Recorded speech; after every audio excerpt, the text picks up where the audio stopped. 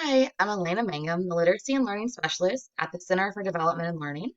Today's Science of Reading tidbit, we're going to be talking about syllables in the orthographic processor. The Center for Development and Learning is a nonprofit with over 25 years of experience. Our mission is to improve life chances of children, especially those at high risk, by increasing school success. Our purpose is to achieve equity in education and close the opportunity gap for those high-risk youth. We believe that children, regardless of how they look, where they come from, or how they learn, can and will achieve school success. We really focus in on empowering educators with knowledge of the science of reading. So this presentation is really a part two. We first spoke about syllables and the phonological processor, and now we're moving to the orthographic processor. So just a reminder again, what is a syllable? It's a part of a word that contains a single vowel sound that's pronounced as a unit. And a more student-friendly definition is that a syllable is part of a word with a talking vowel. Once students gain the ability to hear phonemes, all those sounds that comprise words, they can really explore into speech sounds of syllables and then the syllables at the orthographic level. Is it important to teach syllable types? Yes, yes, yes. Dividing words into parts or chunks helps speed the process of decoding. Teaching the rules for syllable division can help students read more accurately and fluently, especially when they get to those multisyllabic words. Understanding syllables can also help students learn how to spell words correctly. Once you really leave kindergarten, first grade, you're really not seeing those single syllable words like cat, man, van. You're really looking and moving into longer words, multisyllabic words. Having students understand how to read the syllables and how the vowel sounds in the various syllables of a multisyllabic word really supports their comprehension. So we always want to revert back to research, and this is one of my favorite infographics with permission from Carol Tolman. This is the hourglass figure. And the last session we spoke about phonological awareness and syllable level there. Now we're going to look at the orthographic processor and the syllable level here. So remember, whenever you talk about phonological awareness, there's no print or pictures or anything in front of children. You only are working on training that ear. Right here where it says one-to-one, where we connect letters and sounds, that's the alphabetic principle. That's now where we're putting print in front of students. The orthographic is going to be where they're going to be seeing print, seeing these words, and where the syllable level comes in there. Okay, so here are the various syllable types.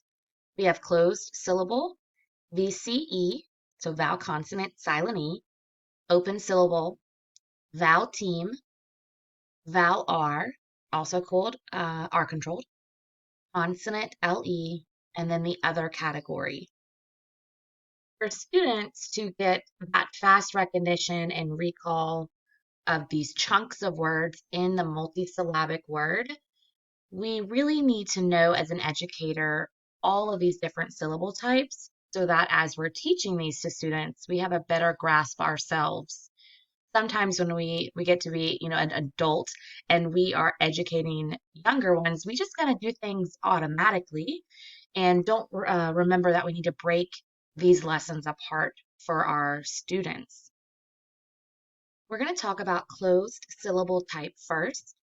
And I want you to know that over 50% of English has closed syllables. That's where there's a short vowel sound, it's spelled with a single vowel, and ends with one or more consonants. So let's look at our word. Our word is mittens. I use this purple bar to show syllable, the break of the syllables. So let's look at our first syllable part, mit. I hear a short vowel sound, I. It's spelled with a single vowel, and it ends with at least one consonant. So I know that that syllable is going to be closed. Again, this is most common in English. It's going to be closed off, which makes that vowel say a short sound. Mittens. This particular example has two closed syllable types.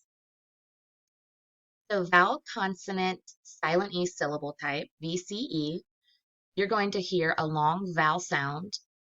And here's how it could be spelled. It could be spelled with one vowel, one consonant, and a silent E. Every vowel could be spelled with a VCE syllable type, but it's rare that you would see a vowel E, where the vowel E makes the long sound. So let's take a look at our example down here. Our multisyllabic word is pancake. And again, this is multisyllabic because there's more than one syllable. Pancake has two syllables. And I want you to notice that the first part of the syllable does not follow a VCE pattern. So it's good for students to practice with words like this, but we are going to be taking a look at the second part of this word for this lesson. So we notice that there is one vowel, one consonant, the letter K, and then the silent E. We hear cake. So this is the VCE, silent E, sometimes called magic E, syllable type. Open syllable type, you're going to hear a long vowel sound spelled with one vowel letter. So let's take a look at our example. Our syllable word, our multi-syllable word is robot. Robot. We put our syllable break in the middle after the first syllable, ro. I hear a long vowel sound, O. It's only spelled with one vowel letter. It is not followed by a consonant. It's not closed off. It's completely open. So we would recognize this as an open syllable type. The last part, bot, does not follow the open syllable rule. See if you could figure out which syllable type it would be out of the three that we've talked about so far. Closed, VCE, or open. That's right, it's closed. You have your vowel sound, your letter O is closed by a consonant. So the letter O would make a short sound. Bot, robot. Also, it's good to know when syllables are combined, there will be no doubled consonant between an open syllable and one that follows. Vowel team syllable type can have short or long vowel sounds spelled with 2 to 4 letters. Diphthongs are included, and sometimes consonants are used. The letter Y might be seen. Could be, EY, AY, OY. We're going to look at our example is rainbow. I see a vowel team. This particular syllable has 2 letters in the vowel team. Rain, A. So this is a long vowel sound. Rain, bow. In this particular word, look at the end, also would fall into a vowel team syllable type example. The word bow, the OW, is a diphthong. Vowel R syllable type. A lot of times people might call this R controlled.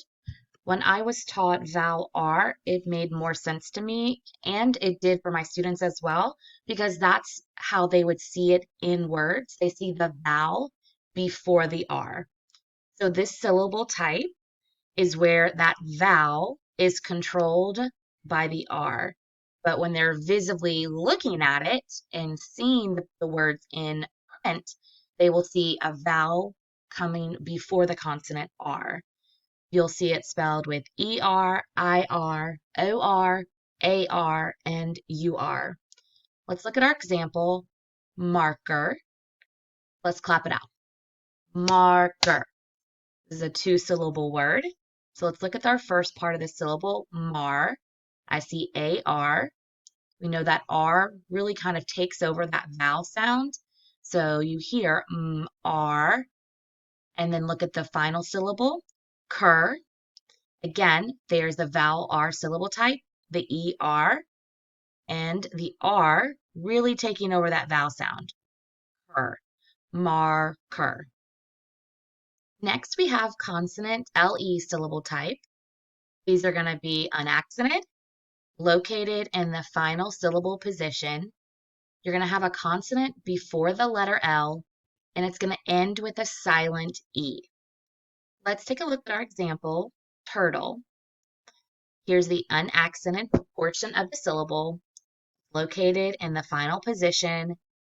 There's a consonant before the letter L, and we do not hear that final E. Turtle. We just hear that L sound. So this is an example of consonant L-E. Remember, not every consonant will be in front of that L in that consonant LE syllable type. Now we have a section called Other. These are kind of those oddballs. And we wouldn't necessarily want to explicitly teach these until students have a great grasp on the other syllable types. This other category is going to have odd spellings, unaccented syllables, and that schwa sound. Let's look at our example, nation. So let's take a look at the second part of the syllable, shun. We hear that sound, so we know it's a schwa, unaccented, and it just kind of has one of those odd spellings. So this word, nation, would fall into this other category. Remember, if we don't teach students strategies for how to break apart words, these multisyllabic words that they'll reach, and understand how to read the vowel, and then that next level of understanding the meaning of the word, students are going to tend to just start guessing. And we know that's just not how a reader's brain learns to read. So really understanding these syllable types as an educator and making sure we are letting our students in on this amazing information so they can become a fluid reader. Understanding syllable types and how to read them make it so much more manageable for students. Thanks for tuning in, and let's stay connected. Email me with any questions or topics you would like to learn more about. You can follow us on Facebook, LinkedIn, Twitter, and check out more videos on YouTube.